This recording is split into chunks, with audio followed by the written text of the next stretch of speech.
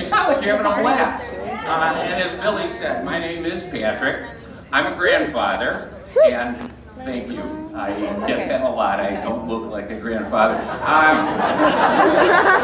One of the, aside from the free coffee and the discounts and everything else, one of the big benefits about being a grandfather is grandchildren. And my oldest grandson, Oscar, told me a joke. I'm going to share that with you right now.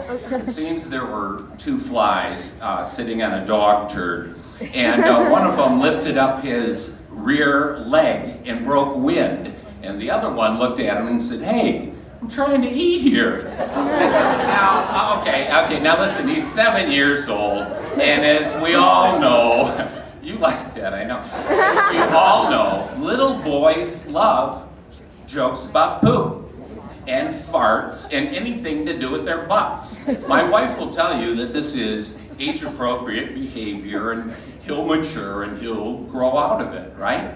And someday he'll learn to appreciate dick jokes. But in the meantime, I gotta tell you, I am responsible because of this. Yeah, the pull my finger joke, which is really, really an old joke. In fact, it is the oldest joke of all time. I know this, I read it on Wikipedia. It seems if you go back to the prehistoric times, back to the Neo-Balsamic era, in the caves, with the cave families eating around the fire. And Dad's got that big Flintstone-style rib about the size of a canoe. He's mawing down on this thing, and he's building up this huge mass of meat gas. Sidebar here. Meat gas, while heinous in the worst possible case, is second only to the distant cousin stranger gas. Now, stranger gas will accost you in church or at the mall or even in a comedy club. And you know it because it doesn't belong to you, and it doesn't belong to your mate, and it certainly doesn't belong to any member of your family, and hence the name Stranger Gas.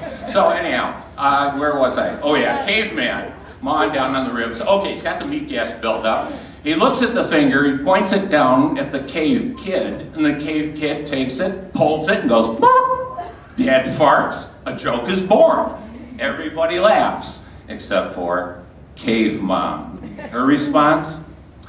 "We have to talk." Now, it's not that Cave Mom doesn't have a sense of humor, it's just that she's smarter than that. In fact, I believe that women are smarter than men. And they just have, yeah, it's true, they have more common sense than we do. If you think about it, you're out at a restaurant, you look around the dining room, how many women are out there with baseball caps on, backwards? None, right? Okay, and how many of those women are wearing their pants down at half-mast, just above the knees? None. And when was the last time you saw a woman wearing one of those sleeveless t-shirts with a witty phrase on the front like,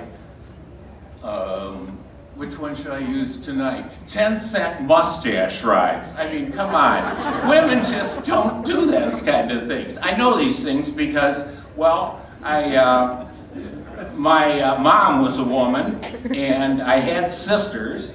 I had female roommates when I went to college.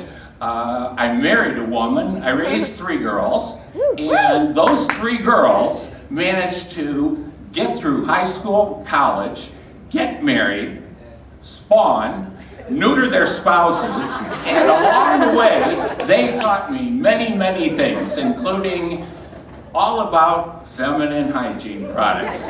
Now, did you see that guy run through the door? Men aren't comfortable with this. They'd rather be out at Bed Bath & Beyond than to hear me talking about tampons and Tampax and sanitary napkins and panty liners and panty shields and light flow, medium flow, moderate flow, and with wings, without wings, and scented and unscented. Now I'll tell you something about scented and unscented. All of these products use the same scent. You know what that is? Fresh. what the hell is fresh?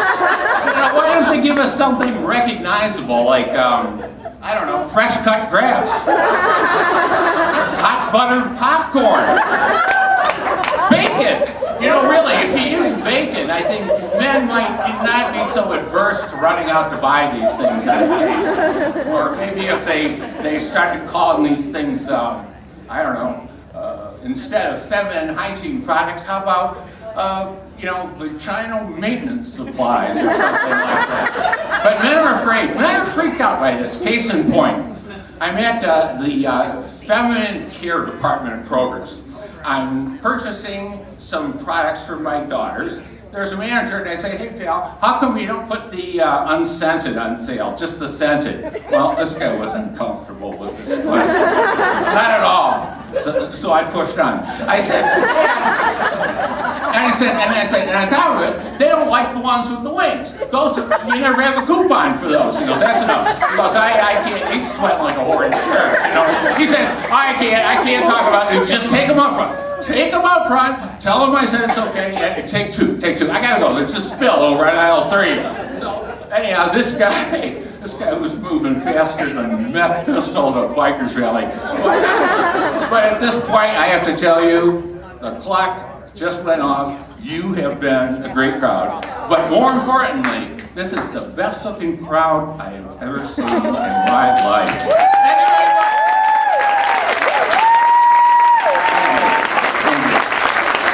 Somebody coming out here? You want me to do some more? Okay, great. Okay, I got a knock-knock show.